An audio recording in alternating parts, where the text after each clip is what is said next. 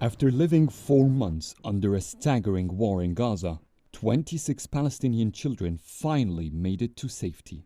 Their injuries from the Israeli bombardment were their only way out of the besieged strip. They arrived at Al Arish military airport to board a Qatari armed forces aircraft heading to Doha to begin their treatment. Our house was bombed in Gaza. Her father, grandfather, and uncle died. I got slightly injured, and my daughter's head was injured, and she lost consciousness. I went to Al-Shifa hospital. It was besieged and the services were terrible. 2 weeks after her injury, I began a trek from the north of Gaza to the south.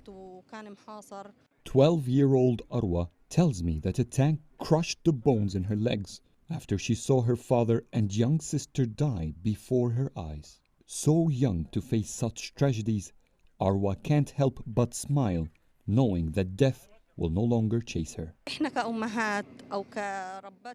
As housewives and mothers, our main concern was the safety of our children. We escaped from one house to the other for their sake. Unfortunately, Gaza is no longer safe. The attacks were beyond expectations. The feeling that one can leave Gaza to get treatment for a child is a great feeling. I am rescuing someone who should have a long life. The same aircraft that is taking them to Qatar brought tons of aid supplies as the air bridge between Egypt and Arab countries continues. Whether it's by land, sea or air, like here in this military facility, thousands of tons are coming from across the world here to Egypt, hoping to find a way to reach Palestinians in Gaza.